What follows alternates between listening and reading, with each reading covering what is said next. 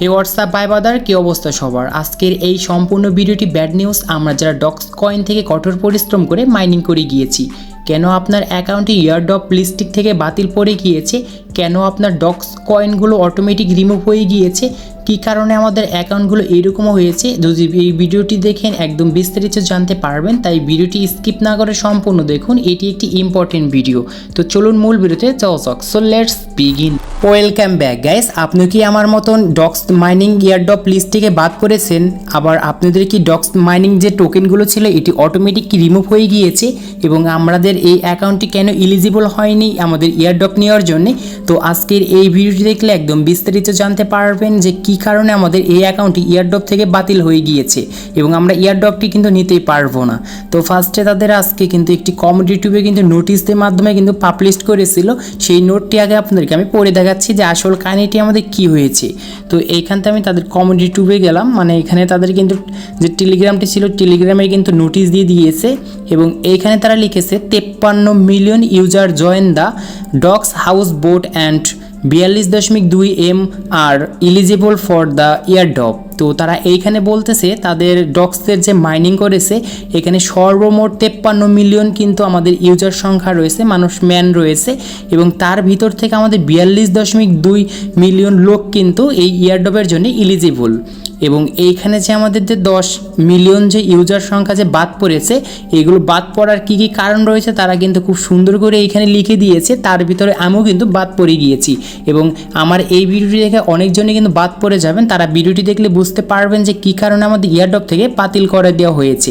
তো এখানে দেখতে পারবেন with an average amount for 9500 dogs per user, মানে আমাদের পার ঘন্টায় আমরা 9500 করে যে নিয়েছিল অ্যাভারেজ 10 মিলিয়ন আমাদের এইখানে কিন্তু দেখতে পারবেন একটি অ্যাভারেজ দিয়ে দিয়েছে। এই অনুযায়ী আমাদের কিন্তু লিস্টিং হতে যাচ্ছে 20 তারিখে, আমরা কিন্তু এখান থেকে উইথড্র করতে পারবো। এবং কী কারণে তার জন্য আমাদের অ্যাকাউন্টগুলো ইয়ারড্রপ থেকে বাদ পড়ে গিয়েছে এটি আপনাদেরকে আমি এখন বলতেছি। এবং এইখানে আমাদের অটোমেটিক কিন্তু ডক্স যে টোকেনগুলো ছিল এই টোকেনগুলো কিন্তু অটোমেটিক কিন্তু হাইড করা হয়ে গিয়েছে, কারণ এই অ্যাকাউন্টে আমাদের কিন্তু এলিজিবল হয়নি ইয়ারড্রপ লিস্টিংয়ে নেওয়ার জন্যে, সেই জন্য আমাদের টোকেনগুলো অটোমেটিক কিন্তু রিমুভ হয়ে গিয়েছে। এখন ফার্স্ট করাটি হচ্ছে কেন আমরা ইয়ারড্রপে চান্স পেলাম না। তো এইখানে আপনাদেরকে একটি ইম্পর্টেন্ট সেটি হচ্ছে লিডার বোর্ডে আসবেন। লিডার বোর্ডে আসার পর এইখানে দেখতে পারবেন যে টেলিগ্রাম ওয়াল অফ ফ্রেম, এইখানে যে আপনার যে এখানে বলতেছে তারা এখানে 42.4 M হোল্ডার, মানে এর ভিতরে যদি আপনারা থাকতেন তাহলে কিন্তু অবশ্যই কিন্তু আপনাদের অ্যাকাউন্টগুলোও কিন্তু এই তাদের কিন্তু ইয়ারড্রপ লিস্টের ভিতরে থাকতো।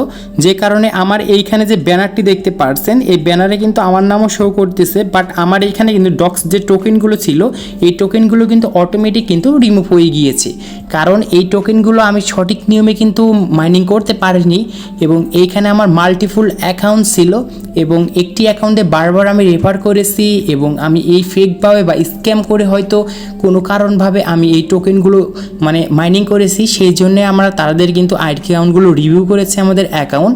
তো রিভিউ করার পর আমাদের এইখানে যে ডক্স যে টোকেনগুলো ছিল এইগুলো কিন্তু হাইড করে দিয়ে দিয়েছে।